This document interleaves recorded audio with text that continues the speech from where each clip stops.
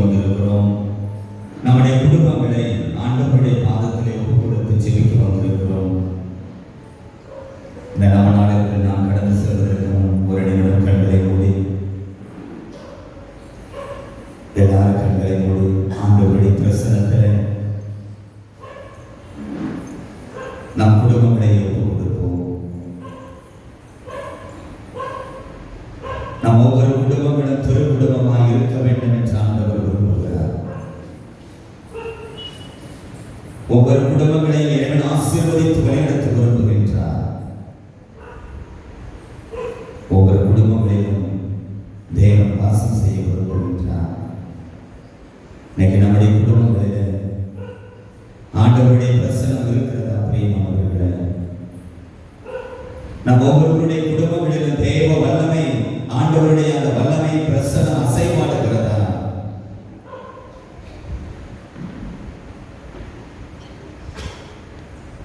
தொடக்கத்திலே கடவுள் ஆதாம் ஏவாளை உருவாக்கி அந்த குடும்பத்திலே ஆண்டவருடைய பிரசன்னம் இருந்தது.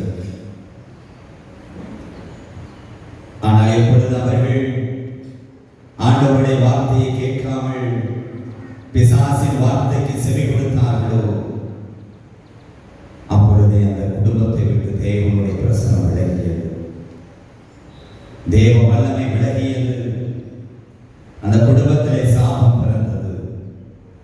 ஆதாம் ஏவாள் அந்த குடும்பத்திலே தேவ வல்லமை அசைவாடியது, தேவ கிருபை இறங்கியது, தேவ சமாதானம் அந்த இடத்திலே இருந்தது. ஆனால் எப்பொழுது ஆண்டவரை விட்டு விலகினார்களோ, ஆண்டவருடைய வார்த்தைக்கு செவி கொடுக்காமல் பிசாசின் வார்த்தைக்கு செவி கொடுத்தார்களோ, அப்பொழுதே அந்த குடும்பம் சிதைக்கப்பட்டது.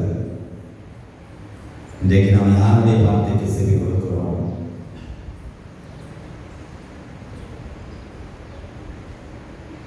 ஆண்டவருடைய வார்த்தைக்கு செவி கொடுக்கின்ற திரு குடும்பங்களாய் நம்முடைய குடும்பம் இருக்கிறதா?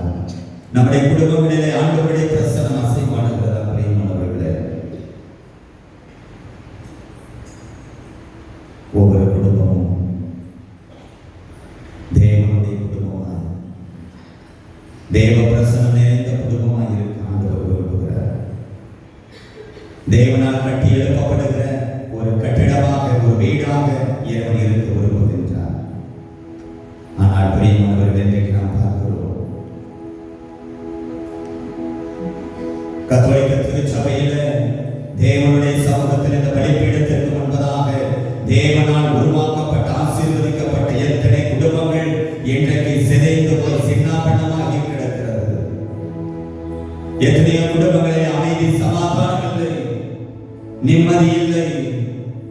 தேவனால் உருவாக்கப்பட்ட குடும்பங்கள், தேவனால் ஆசீர்வதிக்கப்பட்ட குடும்பங்கள் இங்கு ஆண்டவருடைய பிரசன்னத்தில், ஆண்டவருடைய தெய்வீக பலிபீடத்திற்கு முன்பதாக இணைக்கப்பட்ட குடும்பங்கள் இன்றைக்கு எத்தனையோ கோடலைகளுக்கு முன்பதாக கோர்ட்டு வாசல்களில் இருக்கிற அவல நிலையில் நாம் இருக்கிறோம். எத்தனை குடும்பங்கள் இன்றைக்கு நடுத்தருவில் நின்று கொண்டிருக்கிறது.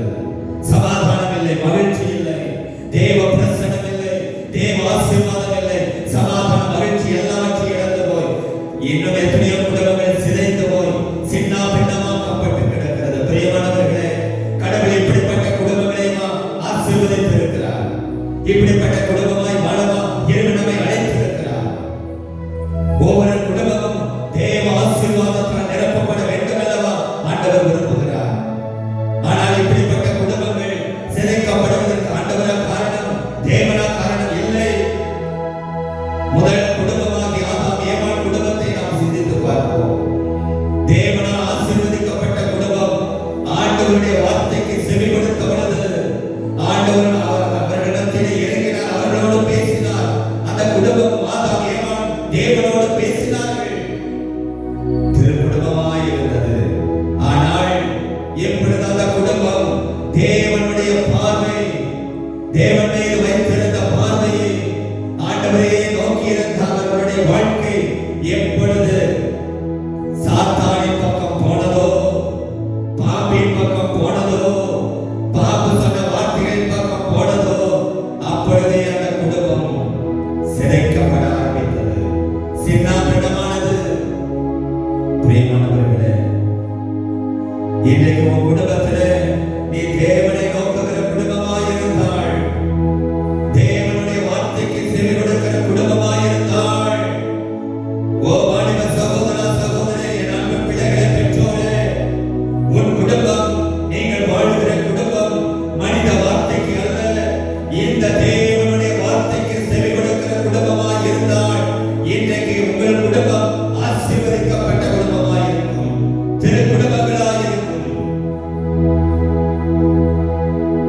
இன்றைக்கு அப்படிப்பட்ட குடும்பங்களை தான் ஆண்டவர் எதிர்பார்க்கிறார்.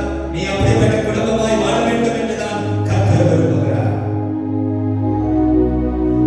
ஒப்பு கொடுப்போம். ஆண்டவரே, இன்னைக்கு என்னுடைய குடும்பம் ஒற்றுமில்லாமல் இருக்கிறது ஆண்டவரே, சிதைந்து போயிருக்கிறது ஆண்டவரே, சின்னாபின்னமாய் சிதறி போயிருக்கிறது ஆண்டவரே. என் குடும்பத்தை நீங்க ஆசீர்வதிங்க, என் குடும்பத்தை நீங்க வழிநடத்துங்க ஆண்டவரே.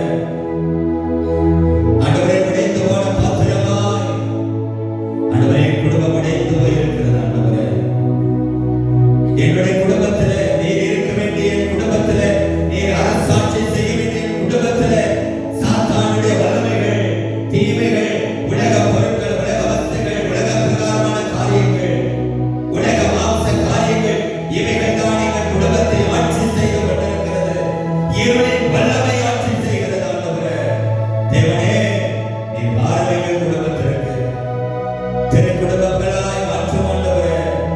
நீர் விரும்புகிற குடும்பமாய் மாற்றும், நீர் ஆசீர்வதிக்கிற குடும்பமாய் எங்களை மாற்றும் என்று சொல்லி தேவனுடைய சமூகத்திலே ஒப்புக் கொடுத்தவர்களாய் தேவன் விரும்புகிற ஒரு குடும்பமாய் நம்முடைய குடும்பம் மாற, புனிதமான குடும்பத்திலிருந்து வந்த நம்முடைய பாதுகாவலர் புனித மாற்றின் போரஸ் நமக்காய் பரிந்து பேச வேண்டும் என்று இந்த 8வது வார நவநாளிலே புனிதர் வழியாக நம் குடும்பங்களை ஒப்புக் கொடுத்து இந்த நவநாளிலே பக்தியோடு நாம் சுபிப்போம். நாம் நடத்தி எடுத்துக்கொள்வோம்.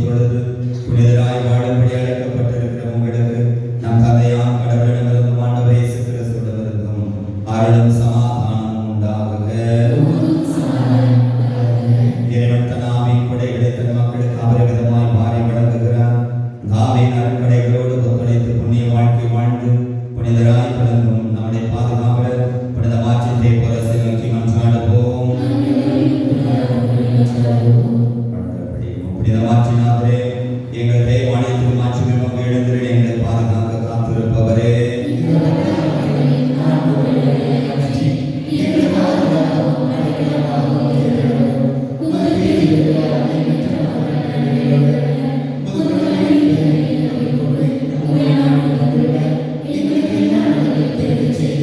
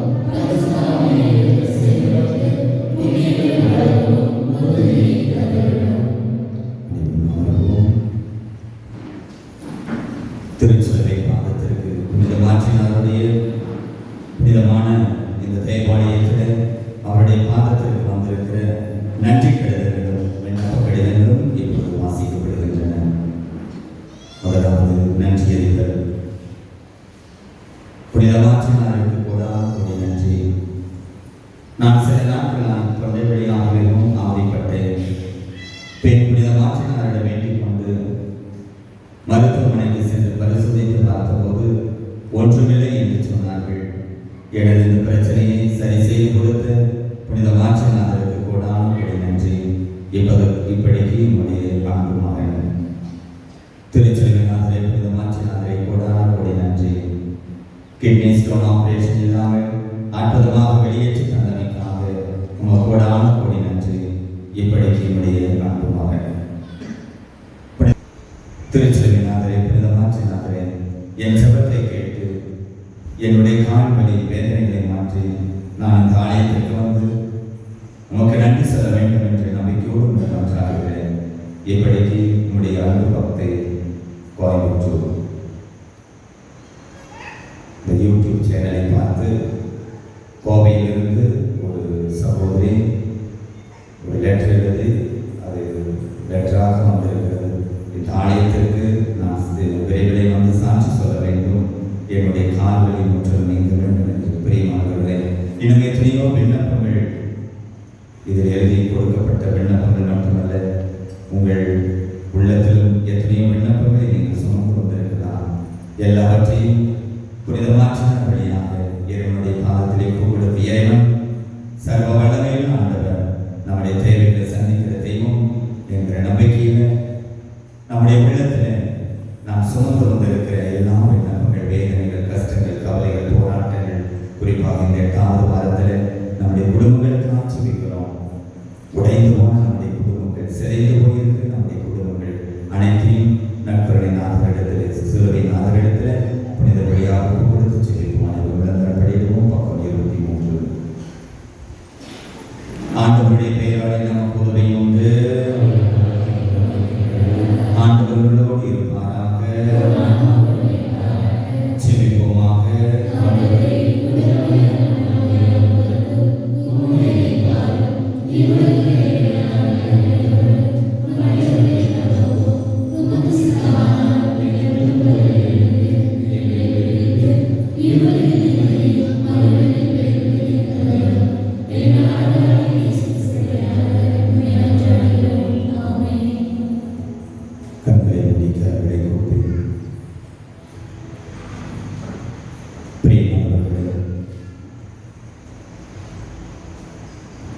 ஆண்டவருடைய மனமில்லை இறை பிரசன்னத்தில் இந்த நேரத்தில் நம் குடும்பங்களை ஒப்புக் கொடுப்போம். உங்கள் குடும்பங்களை ஆண்டவருடைய பாதத்தில் ஒப்புக் கொடுங்கள். பிரியமானவர்களே, வேதத்திலே வாசிக்கிறோம். திருப்பாடல் சங்கீதம் 177வது சங்கீதம் 1வது வசனத்திலே வாசிக்கிறோம். ஆண்டவரே வீட்டை கட்டவில்லை எனில் அதை கட்டுவோரின் உழைப்பு வீணாகும். ஆண்டவரே நகரை காக்கவில்லை என்றால் காவலர்கள் விழித்திருப்பது வீணாகும். Price the Lord, price the Lord. வேதம் சொல்கிறது, ஆண்டவரே உங்களுடைய வீட்டை கட்ட வேண்டும். நம்முடைய குடும்பங்கள் ஆண்டவரால் கட்டப்பட வேண்டும். பிரியமானவர்களே, தேவனால் கட்டப்படுகிற வீடாக இருக்க வேண்டும் நம்முடைய குடும்பங்கள். இன்றைக்கு பல குடும்பங்கள், இன்றைக்கு பல்வேறு குடும்பங்கள் யாரால் கட்டப்படுகிறது? அந்த குடும்பங்களை யார் ஆட்சி செய்கிறார்கள்? பிரியமானவர்களே, கண்களை மூடி இன்றைக்கு உங்களுடைய குடும்பங்களை இந்த தேவனுடைய பாதத்தில் ஒப்புக் கொடுத்து நீங்கள் யோசித்து பாருங்கள். இன்றைக்கு உங்களுடைய குடும்பம் யாரால் இயக்கப்படுகிறது? உங்கள் குடும்பங்களை யார் இயக்கிக் கொண்டிருக்கிறார்கள்? உங்கள் குடும்பத்திலே யார் மையமாக இருந்து வழிநடத்துகிறார்கள்? உன் குடும்பத்திலே ஆண்டவர் இருக்கிறார் என்று சொன்னால், தேவனுடைய பிரசன்னம் இருக்கிறது என்று சொன்னால், உன் குடும்பத்தை யாரும் அசைக்க முடியாத நம்பிக்கைகள். பிரியமானவர்களே, உன் குடும்பத்திலே தேவனுடைய பிரசன்னம் இருக்கிறது என்றால், தேவ வல்லமை உன் குடும்பத்தை ஆளுகை செய்கிறது என்றால், உன் குடும்பத்தை அசைத்து போட, உன் குடும்பத்தை தகர்த்திட எத்தனை தீய சக்திகள் வந்தாலும், தீமை வல்லமைகள் பெறப்பட்டு வந்தாலும் உன் குடும்பத்தை எதிர்க்க முடியாது. ஏனென்றால் உன் குடும்பத்தில் தேவனுடைய வல்லமை இருக்கிறது. தேவனுடைய பிரசன்னம் அக்கினி மதலாய் உன் குடும்பத்தை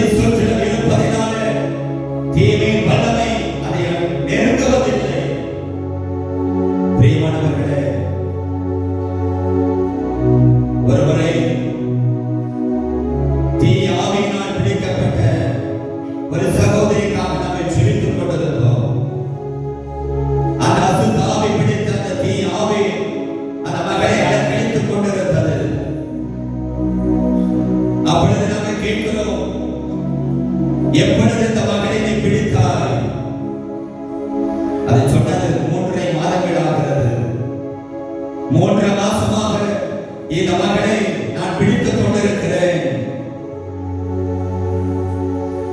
அப்பொழுது அந்த தீயாவி சொன்ன ஒரு வார்த்தை, பிரியமானவர்களே, அப்பொழுதுதான் அந்த தீயாவிடமிருந்து நான் கற்றுக்கொண்ட ஒரு பாடம்.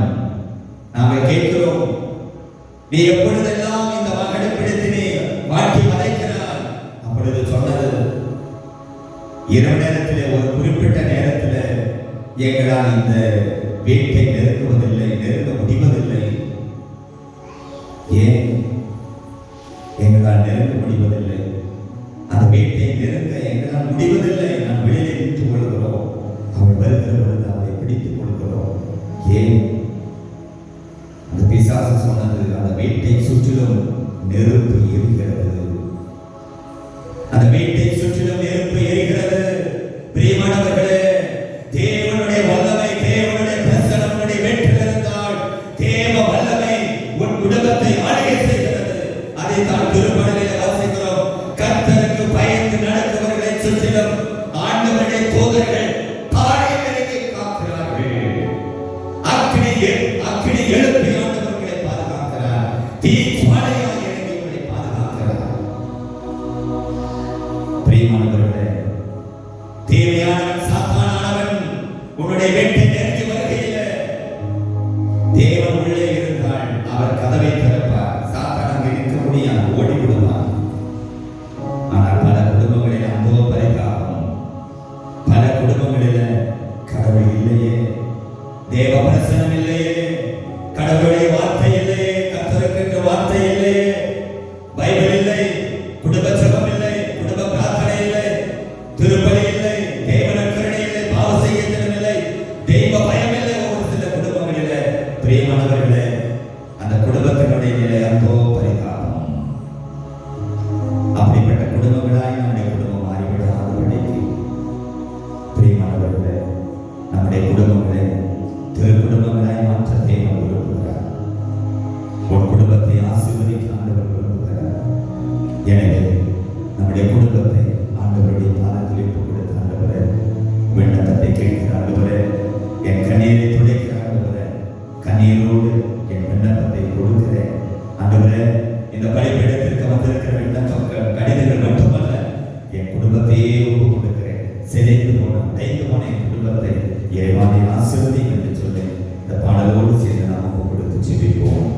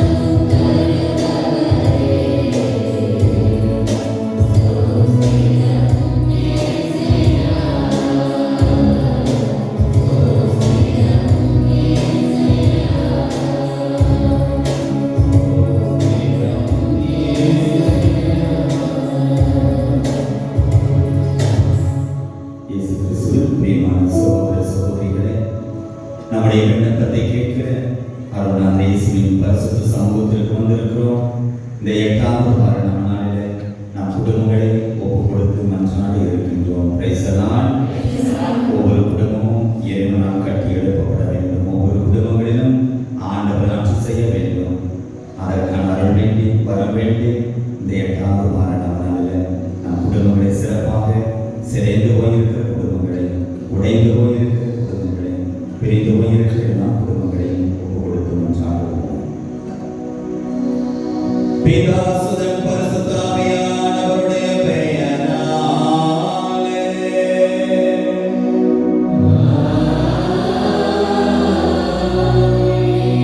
திருக்குடும்பங்களால் நம்மை மாற்றுகின்ற நமது இயேசுவின் அருளும் கடவுளின் அன்பும் தூய ஆவியானவருடைய தோழமையும் உங்கள் அனைவரோடும் இருப்பதாக.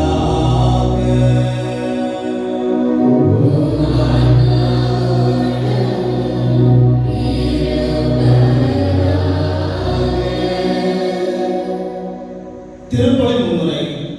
திருப்பாடல்கள் அதிகாரம் 134 இறைவசனங்கள் 3 கூறியது போல, விண்ணையும் மண்ணையும் உண்டாக்கிய ஆண்டவர் சியோனிலிருந்து உங்களுக்கு ஆசி வழங்குவாராக.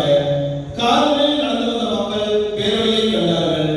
ஏசாயா 9வது அதிகாரம் 2வது வசனத்தின்படி குடும்பங்களை ஆசீர்வதித்து வழிநடத்தி வரும் இறைவனிடம் குடும்பங்களுக்காகவும் குடும்பங்களின் சமாதானத்திற்காகவும் குடும்பங்களின் ஒற்றுமைக்காகவும் மன்றாட இந்த மகிமையும் மாட்சியும் நிறைந்த இத்தெய்வீக திருப்பலியில் ஒன்றிணைந்து ஜெபிக்க வருகை தந்துள்ள உங்கள் அனைவரையும் ஆகப்பால அந்நிய மக்கள் சார்பாக வருக, இறையாசி இறையாகவும் பெறுக என வாழ்த்தி இருகரம் கூப்பி வரவேற்கிறோம். தடையாக இருக்கின்ற பாவங்கள், குற்றங்கள் குறைகளுக்கான குறிப்பாக பல நேரங்களில் திரு குடும்பமாய் வாழ வேண்டி நாம் இறைவனை மகிமை சேர்க்கக்கூடிய விதத்திலே வாழ வேண்டிய நம்முடைய குடும்பங்கள், ஆண்டவருக்கு பிரியமான குடும்பமாய் வாழ வேண்டிய நம்முடைய வாழ்க்கை சிதைந்து போன நிலையில பிறருக்கு எடுத்துக்காட்டான ஒரு வாழ்க்கை ஒரு குடும்பமாக வாழாமல் இறைவனுக்கு எதிரான ஒரு வாழ்க்கை வாழ்கின்ற குடும்பமாய் வாழ்ந்திருக்கலாம். ஆண்டவரிடத்தில் மன்னிப்பு வேண்டுவோம். எல்லாம் வல்ல இறைவனிடமும்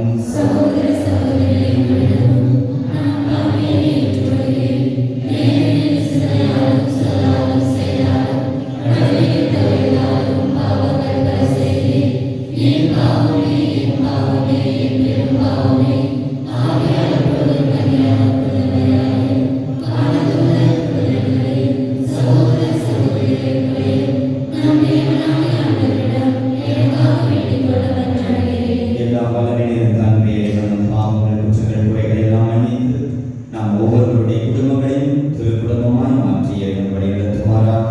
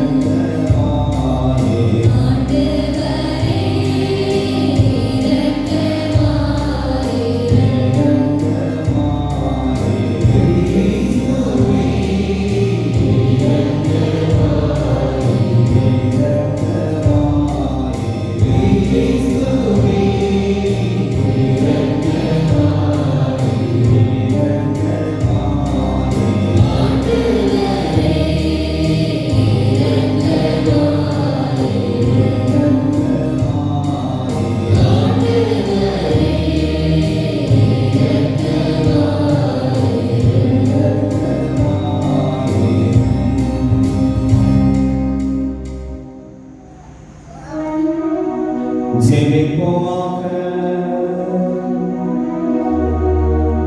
என்றும் வாழும் எல்லாம் வல்ல இறைவா, உமது அருளால் புனிதமாற்றினார் கிறிஸ்துவின் ஏழ்மையும் பணிவையும் அன்பின் நிறைவையும் கண்டு பாவிப்பது இறுதி வரை நிலைத்திருந்தார். அப்புனிதரின் பரிந்துரையால் இறைவா, நாங்களும் எங்கள் அழைப்பிற்கேற்ப வாழ்க்கை வாழ்ந்து உக்கிரமான எங்களுக்கு காட்டிய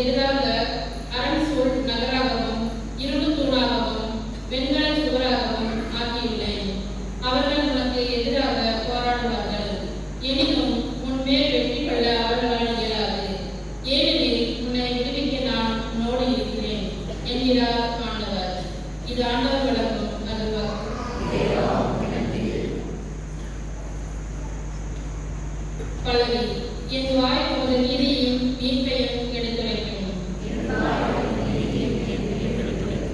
ஆண்டவரே, உம்மிடம் நான் அடைக்கலம் புகுந்துள்ளேன். ஒருபோதும் நான் வெட்கமுற விடாதேயும்.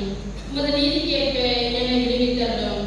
எனக்கு நீர் செவிசாய்த்து என்னை மீட்டுக் கொள்ளும். பல்லவி.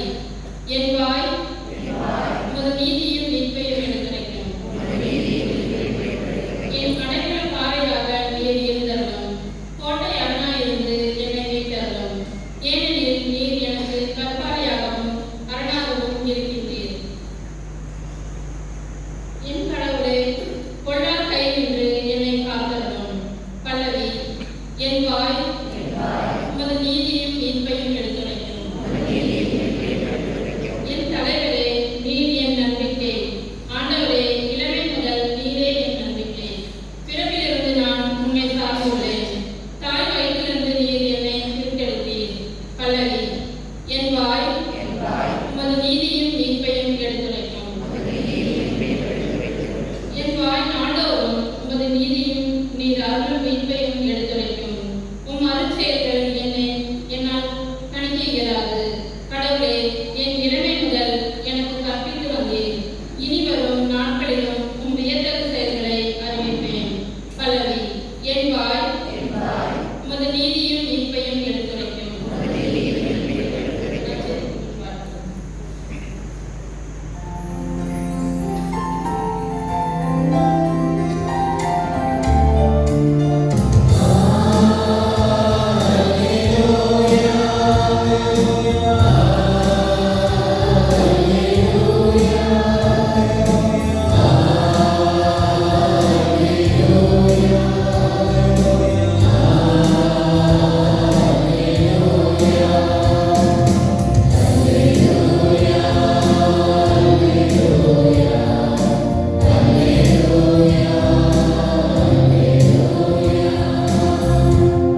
ஆண்டவரே, எங்களோடு பேசும். உம்முடையவர்கள் நாங்கள் கேட்கிறோம். அல்லேலூயா.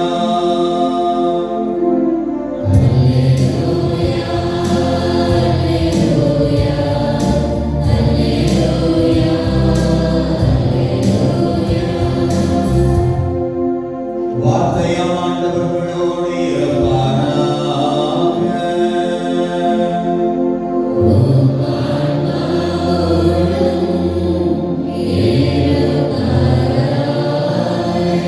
தூய லூக்கா எழுதின பரிசுத்த நற்செய்தியிலிருந்து வாசகம்.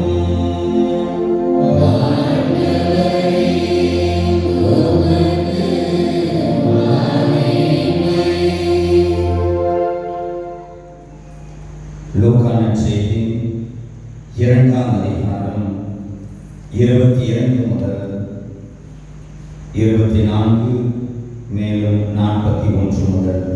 லூக்கா 2ஆம் அதிகாரம் 22 முதல் 24 மேலும் 41 முதல். மோசேயின் சட்டப்படி தூய்மைச் சடங்கை நிறைவேற்ற வேண்டிய நாள் வந்தபோது குழந்தையை ஆண்டவருக்கு அர்ப்பணிக்க அவர்கள் ஜெருசலேமுக்கு கொண்டு சென்றார்கள். ஏனெனில் ஆண் தலைப்பேர் அனைத்தும் ஆண்டவருக்கு அர்ப்பணிக்கப்படும் என்று அவருடைய திருச்சட்டத்தில் எழுதியுள்ளது. அச்சட்டத்தில் கூறியுள்ளவாறு 2 மாடப்புறாக்கள் அல்லது 2 புறா குஞ்சுகளை அவர்கள் பலியாக கொடுக்க வேண்டியிருந்தது. ஆண்டுதோறும் இயேசுவின் பெற்றோர் பாஸ்கா விழாவை கொண்டாட ஜெருசலேமுக்கு போவார்கள். இயேசுவுக்கு 12 வயதான போது வழக்கப்படி விழாவை கொண்டாட எருசலேம் சென்றனர். விழா நாட்கள் முடிந்து அவர்கள் திரும்பிய போது சிறுவன் இயேசு ஜெருசலேமில் தங்கிவிட்டார். இது அவருடைய பெற்றோருக்கு தெரியாது. பயணிகள் கூட்டத்தில் அவர் இருப்பார் என்று எண்ணினர். ஒரு நாள் பயணம் முடிந்தபின் உறவினரிடையும் அறிமுகமானவர்களிடையும் அவரை தேடினர். அவரை காணாததால் அவரை தேடிக்கொண்டு எருசலேமுக்கு திரும்பி சென்றார்கள். 3 நாட்களுக்கு பின் அவரை ஆலயத்தில் கண்டார்கள். அங்கே அவர் போதகர்கள் நடுவில் அமர்ந்து அவர்கள் சொல்வதை கேட்டுக்கொண்டும் அவர்களிடம் கேள்விகளை எழுப்பிக் கொண்டும் இருந்தார். இது வாழ்வுதரும் கிறிஸ்துவின் நற்செய்தி.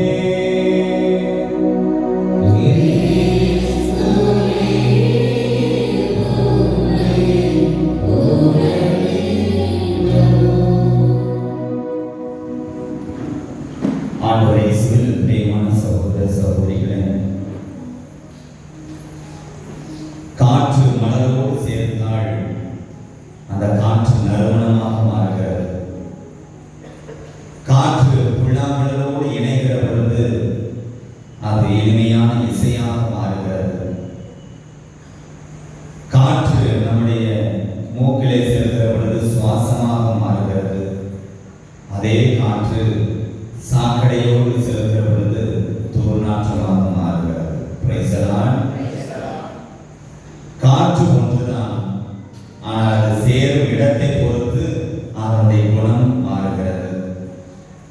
குடும்பம் ஒன்றுதான், இறைவன் ஏற்படுத்தியது ஒரே ஒரு குடும்பம் தான். எல்லா குடும்பங்களும் திரு குடும்பமாய் இருக்க வேண்டும் என்று இறைவன் ஏற்படுத்திய ஒரு குடும்பம் தான். ஆனால் அந்த குடும்பங்கள் சேருகிற இடத்தை பொறுத்து அந்த குடும்பங்கள் மாறுபடுகிறது. இறைவனோடு சேர்ந்தால் திரு குடும்பம், இந்த உலகத்தோடு உலக காரியங்களோடு சாத்தானோடு சேர்ந்தால் திரு குடும்பம்.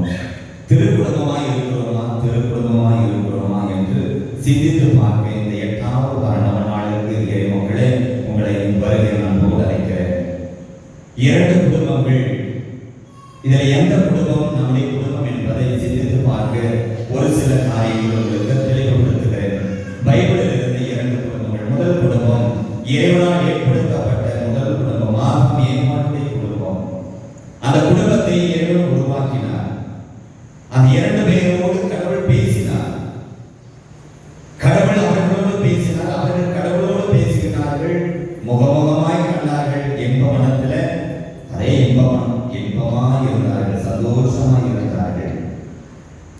அப்ப அந்த குடும்பம் எப்படி இருந்தது? இன்பமான குடும்பமாய், இறைவன் விரும்புகிற குடும்பமாய், சமாதானம், சந்தோஷம், மகிழ்ச்சி நிறைந்த குடும்பமாய், புனிதம் நிறைந்த குடும்பமாய் இருந்தது இறைவன் ஏற்படுத்திய முதல் குடும்பம்.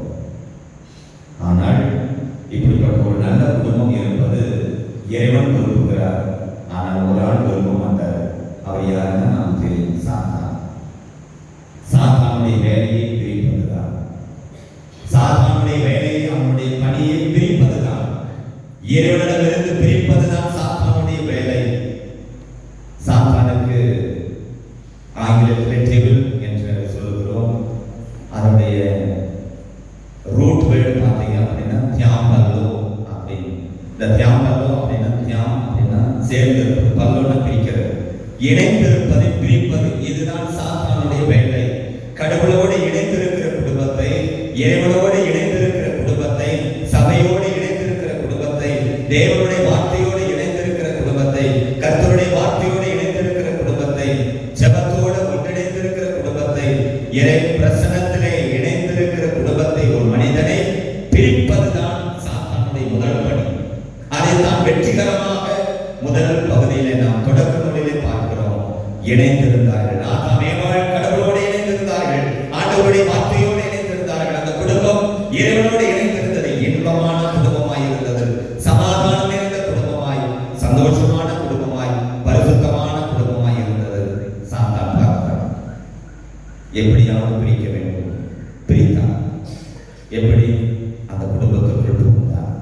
பிரியமானவர்களே, சாத்தான் நேரடியாக வரமாட்டான். எந்த குடும்பத்தையும் எந்த மனிதனையும் பிரிப்பதற்கு சாத்தான் நேரடியாக யாரிடத்திலும் வருவதில்லை. Price the Lord. நீங்க நினைக்கிற மாதிரி சாத்தான் நேரடியாக யாரையும் தொந்தரவு செய்ய மாட்டான். நேரடியாக யாரிடத்திலும் இறங்கி வர மாட்டான். எப்படி வருவான்? வாசிக்க தொடக்க நூல் 3ஆம் அதிகாரத்தை எடுத்துக் கொள்ளுங்கள். நீங்க வீட்டில் போய் அதை நீங்க படித்து பாருங்கள். தொடக்க நூல் 3ஆம் அதிகாரம் 1 வாசிங்க. ஆண்டவராகிய கடவுள் உருவாக்கி காட்டும் விலங்குகளில் எல்லாம் பாம்பு மிகவும் சூழ்ச்சி மிக்கதாக இருந்தது. அது பெண்ணிடம், கடவுள் உங்களிடம் தோட்டத்தில் உள்ள எல்லா மரங்களிலிருந்தும் உண்ணக்கூடாது என்பது உண்மையா என்று கேட்டது. பெண் பாம்பிடம், தோட்டத்தில் இருக்கும் மரங்களின் பழங்களை நாங்கள் உண்ணலாம், ஆனால் தோட்டத்தின் நடுவில் உள்ள மரத்தின் கனியை மட்டும் நீங்கள் உண்ணக்கூடாது, அதை தொடவும் கூடாது, மீறினால் நீங்கள் சாவீர்கள் என்று கடவுள் சொன்னார் என்றார். கவனிங்க, இப்ப சாத்தான் பாம்பின் வடிவம் எடுத்து அவர்களிடத்தில் வருகிறான். ஒரு குடும்பத்தை தகர்க்க வேண்டும் என்றால் நன்றாக புரிந்து கொள்ளுங்கள்.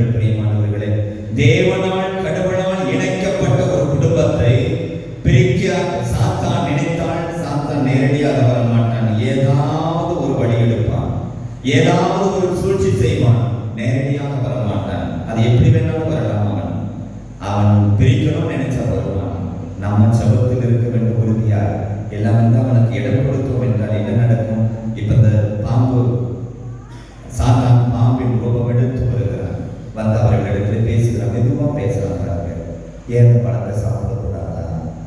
ஏன் வந்தோடனே சாத்தம் சொல்லு வந்து அதை எப்படி சாப்பிடணும்னு சொல்லல, மெதுவா டயலாக ஆரம்பிக்கிறான். சாப்பிடக்கூடாது, ஏன் சாப்பிடக்கூடாது, மெதுவா பேசுறான். இவங்களும் அதுக்கு பேச்சு கொடுக்குறாங்க. நம்ம பழக்கமே அதுதானே இல்லையா? தொடக்கத்துல தேவையில்லாத வார்த்தைகள், தேவையில்லாத தொடர்புகள் ஸ்டார்டிங் எங்க தொடர்கிறது பாருங்கள். அப்ப அந்த பாம்பின் இடத்துல இவர்கள் மெல்ல பேச ஆரம்பிக்கிறாங்க. கடவுளை இப்படி எல்லாம் சொல்லியிருக்காரு, என்ன சொல்லியிருக்காரு, அதை சாப்பிடக்கூடாது. இதெல்லாம் நீ போய் கமெண்ட் எழுதணும். கடவுள் உன்னிடம் சொல்லியிருக்கிறார், இதை செய்யக்கூடாது, இது செய். இதை போய் நீ எதுக்கு வந்து பாம்பிட்டு போய் உட்காந்து எழுதிட்டு இருக்கணும்? தேவன் உனக்கு கட்டளைகளை கொடுத்திருக்கிறார், எது சரி எது தவறு என்று. அதை நீ வந்து நீ கடைபிடிக்க வேண்டும், ஒரு குடும்பம் கடைபிடிக்க வேண்டும். அதை நீ பார்க்கணும். அவன் நல்லா இருக்கானா, அந்த குடும்பம் எப்படி இருக்கு, அவன் எப்படி இருக்கானா, நீ ஏன் அதை பார்க்கிற? இவர்கள் இடத்துல சாத்தான் பாருங்க, சாத்தான் பாம்பின் ரூபம் எடுத்து வருகிறார். நேரடியாக பேசிட்டு அப்புறம் என்ன சொல்றது? அடுத்த சொல்லணும், பாம்பு பெண்ணிடம் நீங்கள் சாகவே மாட்டீர்கள். என்ன பாருங்க, கடவுள் சொல்கிறார், அதை சாப்பிட்டால் நீ சாவாய். பாம்பு என்ன சொல்லுது? நீ சாப்பிட்டா சாக மாட்டான். கான்ட்ரடிக்ஷன் உருவாக்கிட்டான், குடும்பத்துல பிரிவினை உண்டாக்கிட்டான். கடவுள் சொல்லுகிறார், நீ அதை சாப்பிடாதே, நீ சாப்பிட நாளில் நீ சாவாய். இப்ப சாத்தான் சொல்றான், சாப்பிட்டேன்னு சாக மாட்டான். ரெண்டே போட்டோம்.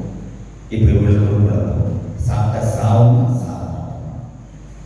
கடவுள் சொல்லுகிறார், நீ சாப்பிட்டா சாவாய். இப்ப சாத்தான் வந்து சொல்லிட்டான், பாம்பு சொல்லிட்டான், சாப்பிட்டா சாக மாட்டேன். இவர்களுக்கு ஒரு போராட்டம். பிரியமானவர்களே, கடைசியில யாருடைய வார்த்தை அவர்கள் கேட்டார்கள்? பாம்பினுடைய வார்த்தைக்கு அடிபணிந்து போனார்கள்.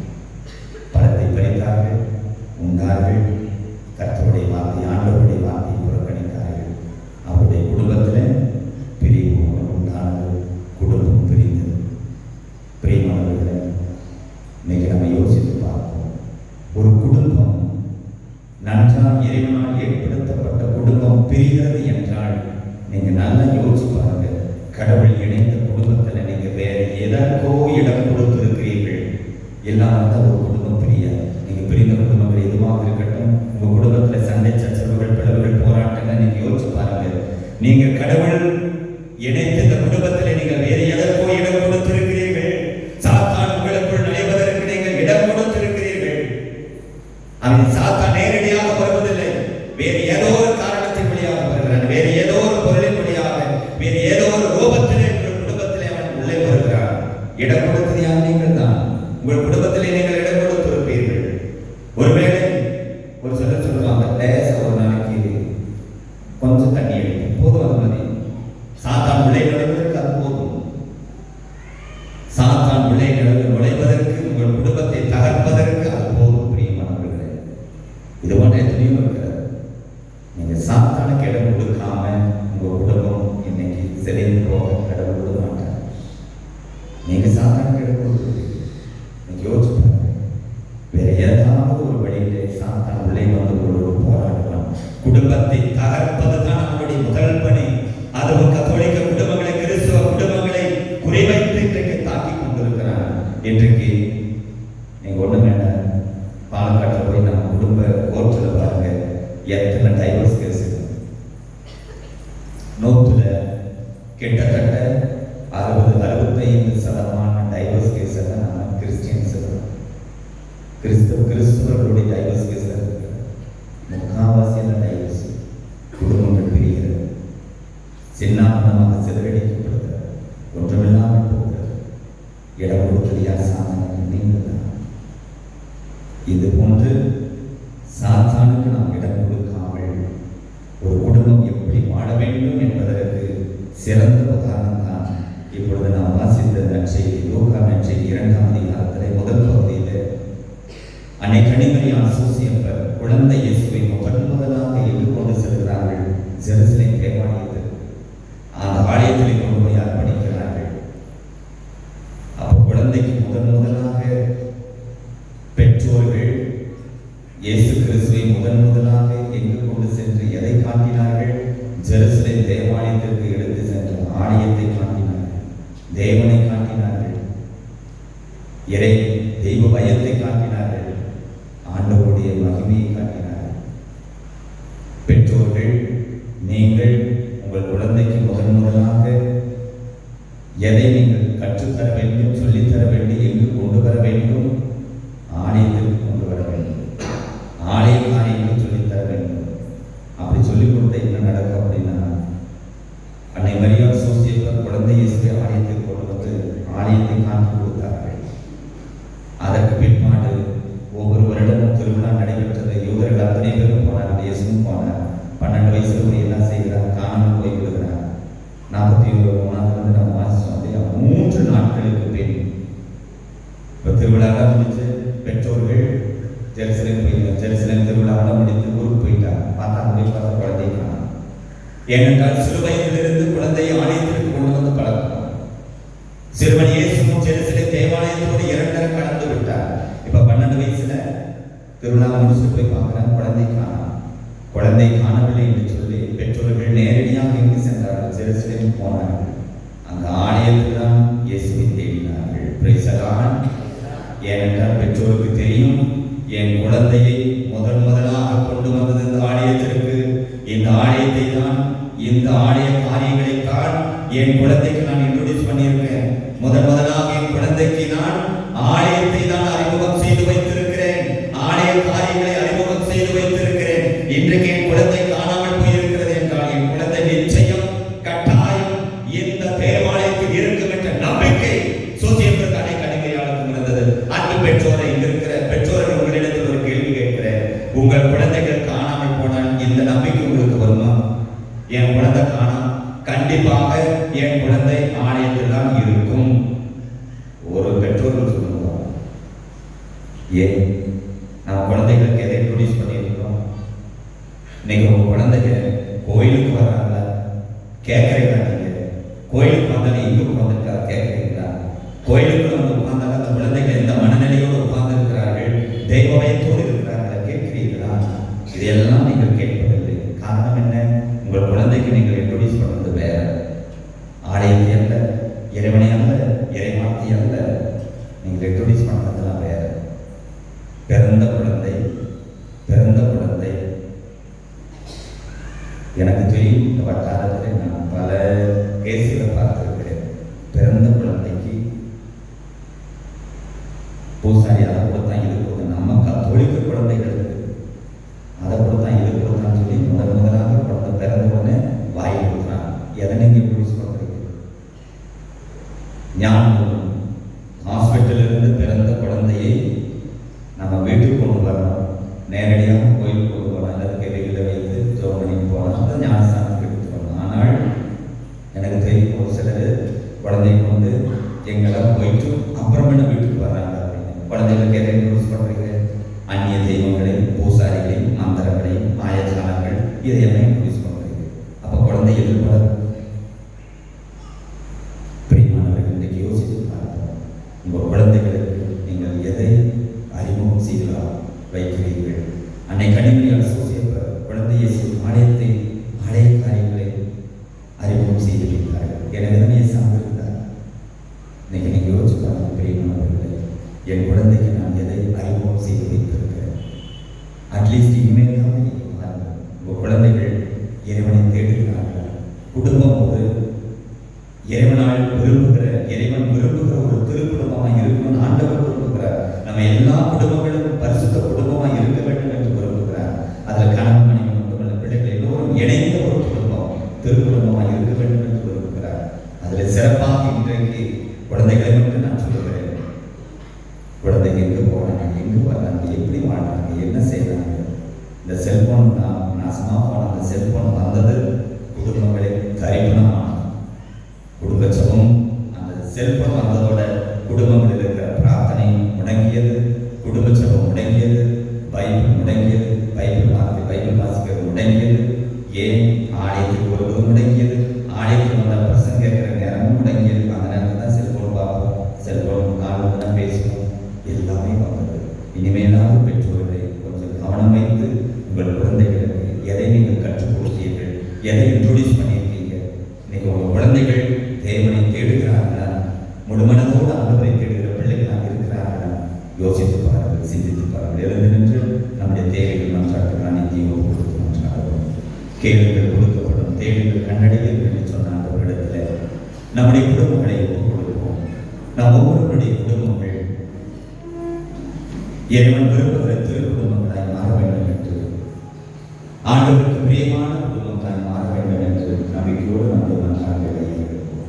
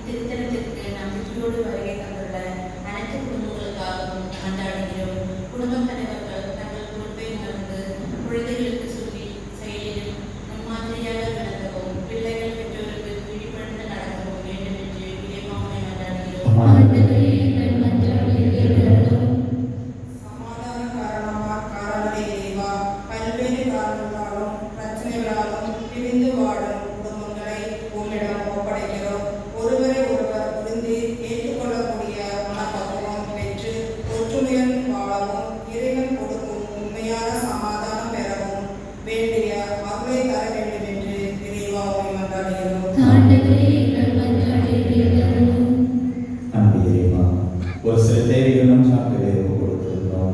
எங்கள் குடும்பங்களில் எத்தனையோ தேவைகள் உண்டானவர்கள், எத்தனையோ பிரச்சனைகள், போராட்டங்கள், கஷ்டங்கள், கவலைகள், வேதனைகள், மனக்கவலைகள், கடன் தொல்லைகள், பாகங்கள், ஆண்டவரே எல்லாவற்றையும் இந்த அர்ப்பணமாக்கப்படுகிற அவசரத்தோடு இந்த காணிக்கைகளோடு ஆண்டவரை ஒப்புக் கொடுக்கிறோம். எங்கள் குடும்பங்களை திரு குடும்பமாய் மாற்றி ஆசீர்வதிக்க வேண்டும் என்று எங்கள் ஆண்டவர் கிறிஸ்து வழியாக நீங்கள் சாடுகிறோம்.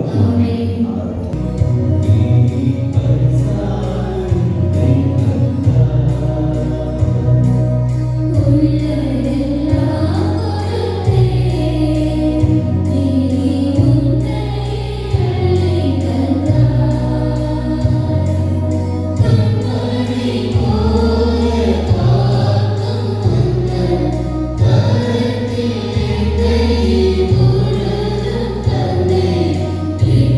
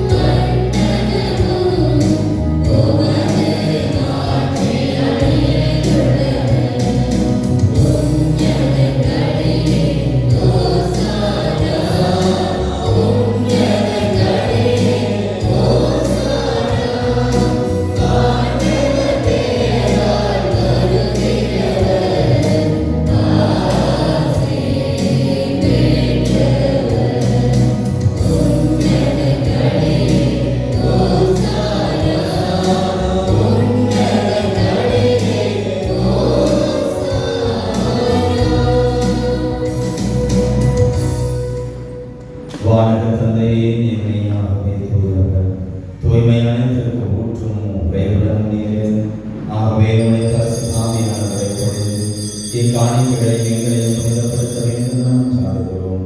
இவ்வாறு எங்கள் ஆண்டவர் இயேசு கிறிஸ்துவின் மாசற்ற திருவுடனாகவும் திருரத்தமுமாய் இவை மாறுவதாக. அவர் பாடுபட மனமோர்ந்து நம்மை கையளித்த போது அப்பத்தை எடுத்து நன்றி செலுத்தி அதை பெற்று தம் சீடருக்கு அளித்து அவர் கூறியதாவது: அனைவரும் இதிலிருந்து பெற்று உண்ணுங்கள், ஏனெனில் இது உங்களுக்காக கையளிக்கப்படும் என் சரீரம்.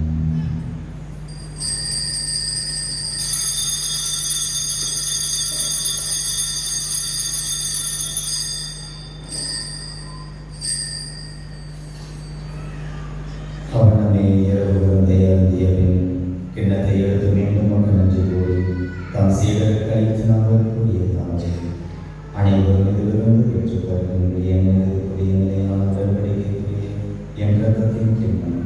இது பாவ மன்னிப்புக்கென்று உங்களுக்காக பலருக்காக சிந்தப்படும். இதை என் நினைவாக செய்யுங்கள்.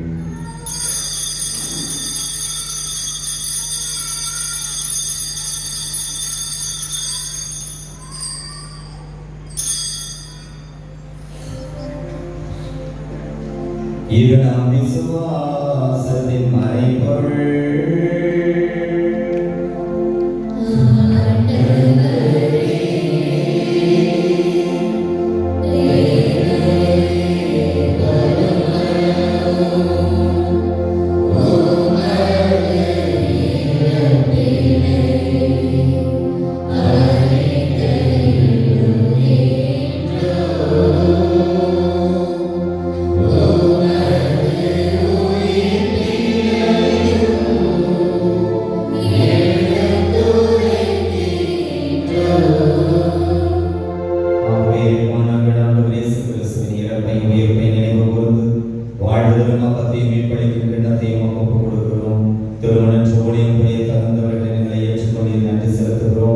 மேலும் கிறிஸ்துவின் உடலிலும் இரத்தத்திலும் பங்கு விடும் எங்களை தூயாவியார் கொண்டு சேர்க்க வேண்டும் என மன்றாடுகிறோம். இறைவாவிலும் பரவி இருக்கும் தூய கத்தோலிக்க திருச்சபையில் திருத்தந்தை பிரான்சிஸ், எங்கள் ஆயர் பீட்டர் அவர்களெல்லாம் திருநிலையராக அனைவரோடும் உமது திருநாமையாளர்கள் நேரில் பெறச் செய்தவர்களும் ஆண்டவரே, இந்த 8வது வாரம் நாளில் இந்த திருப்பலியில் கலந்து கொண்டு செபிக்கிற அனைவரையும் ஆசீர்வதியும். சிறப்பாக இந்த திருப்பலியை நன்று வழியாக ஒப்புக் கொடுப்பவர்கள், தங்கள் பிறந்த நாள் நன்று வழியாக ஒப்புக் கொடுப்பவர்கள், இந்த நாளிலே பிறந்த நாளை சிறப்பிக்கிறவர்கள், அதே போல இந்த மாற்றினுடைய பரம்பரையால் பெற்றுக்கொண்ட எல்லா நன்மைகளுக்கு நன்றி செலுத்துகிறவர்களையும், கருத்துக்கள் நிறைவேற விண்ணப்பங்கள் கைகூட தொழில் முன்னேற்றத்திற்காக நினைத்த காரியம் நிறைவேறவும், திருமண தடைகள் நீங்கவும், குழந்தை பாக்கியத்திற்காகவும், இன்னும் குடும்ப சமாதானத்திற்காகவும், ஒற்றுமைக்காகவும், நோய் நொடிகள் நீங்கவும், நல்ல விதத்தில் வீடு கட்டவும், இன்னும் இடங்களில் இருக்கிற வீடுகளில் இருக்கிற பிரச்சனைகள் மாறவும் நம்பிக்கையோடு செபிக்கிறது. திருமண தடைகள் நீங்கவும் செபிக்கிற ஒவ்வொருவரையும் ஆசீர்வதித்து தடைகள் அனைத்தையும் ஆண்டவர் மாற்றி கொடுப்பீராக. உயிர் திரும்பும் நினைவிலும் குடும்பத்தில் சகோதர சகோதரிகள், எங்கள் குடும்பங்களில் இறந்தோர் யார் நினையாத ஒத்திருக்கிறார்கள். எங்கள் திருப்பலியில் நாங்கள் நினைவு கொடுத்து செபிக்கிறான் மக்கள், ஆண்கள் நினைவாக நினைவு கொடுத்து செபிக்கிறான் மக்களையும் இறந்தோர் அனைவரும் ஒப்புக் கொடுக்கிறோம். இறைவா, வானக அரசரை தயவுடன் ஏற்றரும்.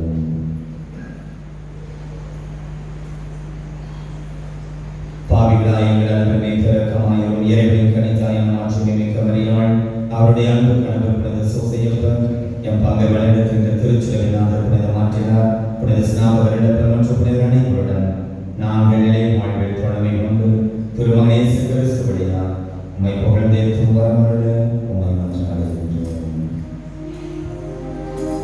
இவர் வழியாக இவரோடு இவரும் எல்லாம் வல்ல இறைவனாகிய தந்தையே, தூய ஆவியானவருடைய ஒன்றிலும் எல்லா புகழும் மாட்சிமையும் என்றென்றும் உமக்கு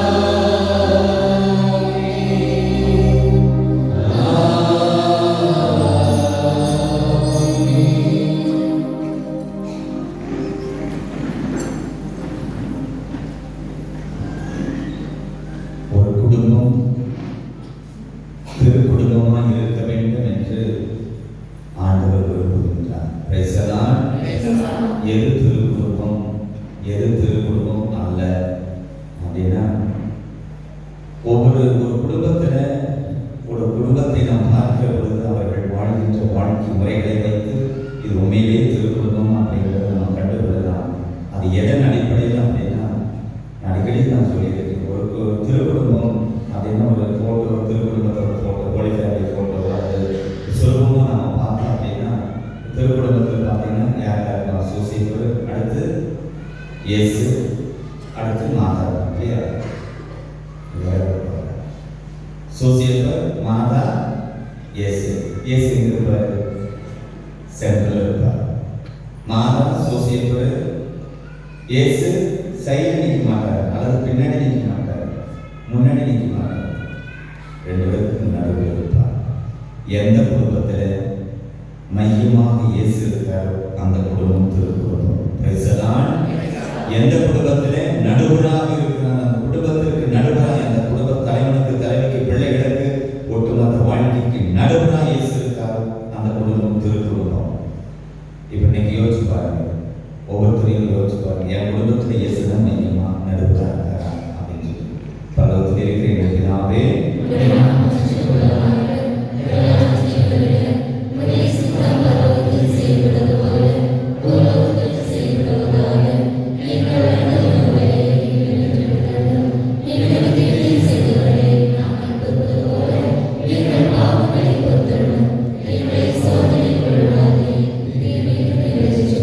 ஆண்டவரே, தீமையான எங்களை விடுவித்து எங்களுக்கான மனித அமைதி சமாதானத்தை கனிவோடு அருளை வேண்டு வரும். அதை எல்லாரும் கண்களை மூடி நாம் தெரிந்த குடும்பங்கள் கணவன் மனைவி பிரிந்து வாழ்ந்து கொண்டு சண்டை சச்சரவுகளோடு உலகம் தர முடியாத அமைதி சமாதானத்தை இறைவன் தர விரும்புகின்றார்.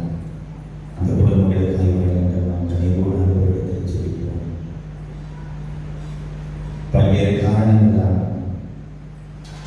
குடும்பங்கள் பிரிந்து வாழ்ந்து கொண்டிருக்கலாம். கணவனை பிரிந்து, மனைவியை பிரிந்து, பிள்ளைகளை பிரிந்து, பிரிவினை ஆவிகள் அந்த குடும்பத்திலிருந்து மாறும் பிடிக்கார். ஒற்றுமை ஆவி, சமாதானத்தின் ஆவி அந்த குடும்பங்களை ஆளுகை செய்யும்படியாக ஜெபிப்போம். இறைவன் சொல்வது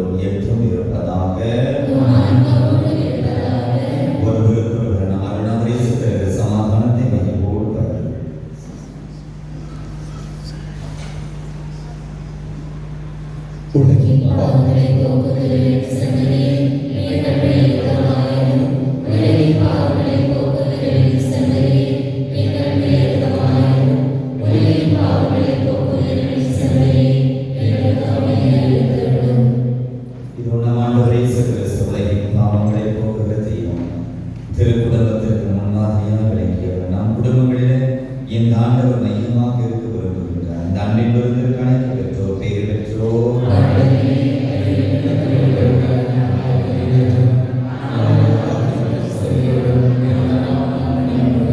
கிறிஸ்துவின் திருவுடல் திறத்தனை நாம் ஆமென்.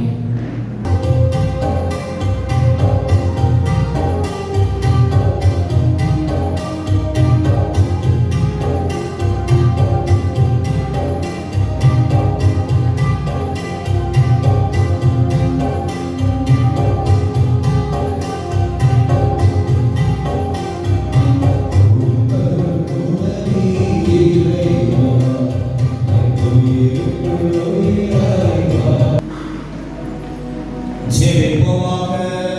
என்றும் வாழுமெல்லாம் வல்ல இறைவா, நலமெல்லாம் நல்கிடும் நாயகனே, இந்த தேவனுக்குரிய நாட்களால் மனவுறுதி பெற்ற நாங்கள் புனிதமாக்கினாரை கண்டு பாவித்த அனைத்திற்கு மேலாக உம்மை அன்பு செய்யவும், சிறப்பாக நாங்கள் அனைவரும் திருக்குடும்பங்களாய் வாழவும், திருக்குடும்பத்தின் முன்மாதிரியை பின்பற்றி நாங்கள் பிரதிபலித்து வாழவும், இவ்வாறு நீர் விரும்புகிற சமுதாயத்தை கட்டி எழுப்பவும் அருள் புரிவீராக.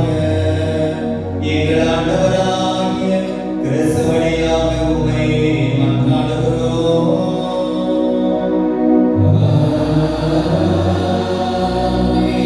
ஆண்டவருடைய பெயராலே நமக்கு உதவி உண்டு.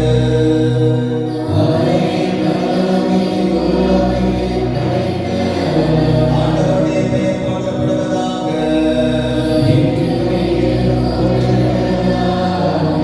ஆண்டவரே, எங்கள் மன்றாட்டை கேட்டருளும். ஒவ்வொரு ஆண்டவர்களோடு இருப்பாராக.